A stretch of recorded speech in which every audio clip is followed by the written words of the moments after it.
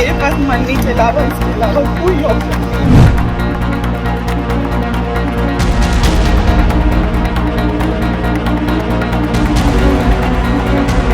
कहते हैं कि पैसा लोगों को मजबूत बनाता है तो कई बार मजबूर भी बना देता है।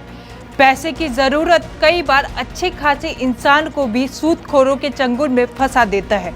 इसके बाद शुरू होता है सूदखोरों का एक ऐसा खेल जो आपकी जिंदगी पर भी भारी पड़ सकता है।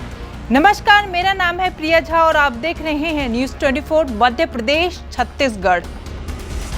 ये तस्वीरें स्वाति की है। स्वाति न्यू मीनार रेजिडेंसी इलाके में अपने परिवार के साथ रहती है और बजाज फाइनेंस कंपनी में काम करती है।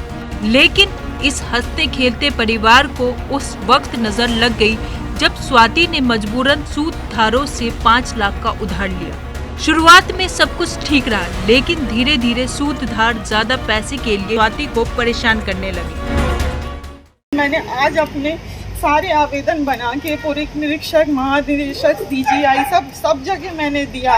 हम ये जानना चाहते हैं, अगर की सुनवाई नहीं हुई या FIR उन जो है ब्याजखोरों के ऊपर दर्ज नहीं हुई तो आपका अगला कदम क्या होगा न्याय के लिए? मेरे पास मेरे परिवार के पास अभी देने की बिल्कुल औकात नहीं है। मेरे पास मन नहीं चला, इसके अलावा कोई ऑप्शन नहीं है। मैं और मेरे परिवार को बचा लीजिए, आप लोग मेरी सहायता। सूदखोरों ने स्वाति को किडनैप करने की धमकी देते हुए उससे पैसे वसूलने लगे। सूदखोर स्वाति के घर आकर गाली गलौज करते थे और उन्हें जान से मारने की धमकी देते थे। स्वाति ने पुलिस को बताया कि एग्रीमेंट पर वो साइन नहीं करना चाहती थी। इस पर सूदखोर ने पति और बच्चे को अगवा कर जान से मारने की धमकी दी।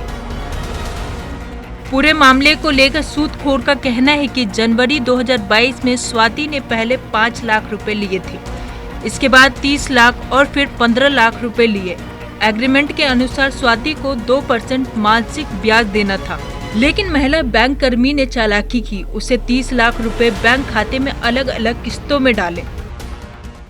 तो जब मेरे को इन्होंने पैसा दिया तो इन्होंने मुझसे बोला कि भैया मुझे आप 5 लाख रुपए की भी मदद कर दो, मैं आपको आपका जो ब्याज महीने का लगता है वो 3-4 महीने का ब्याज मैं आपको भर दूंगी।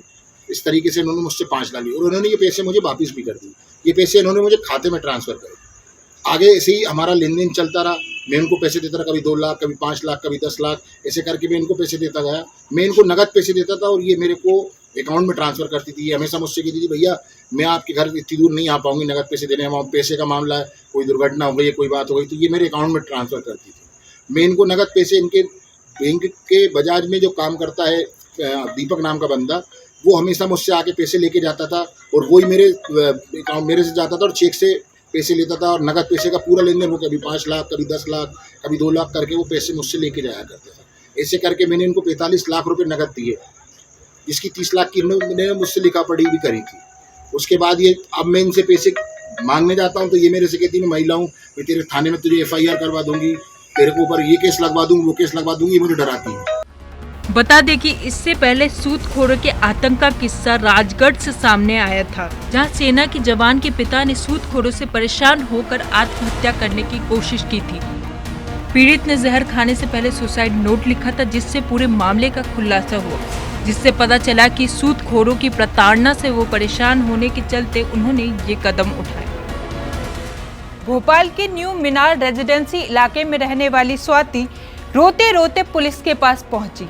स्वाति ने 5 लाख रुपए का कर्ज लिया था, जिसके बदले में सूदखोरों को अब तक वो कई लाख रुपए दे चुकी है, जिसका सबूत लेकर वो पुलिस के पास पहुंची।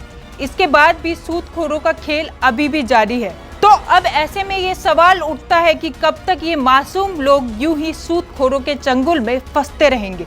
आज के लिए इतना ही, फिर से मुलाकात होगी ऐसी ही एक किसी इंटरेस्टिंग स्टोरी के साथ। नमस्कार। मेरे पास मन नहीं चला, इसके अलावा कोई ऑप्शन नहीं।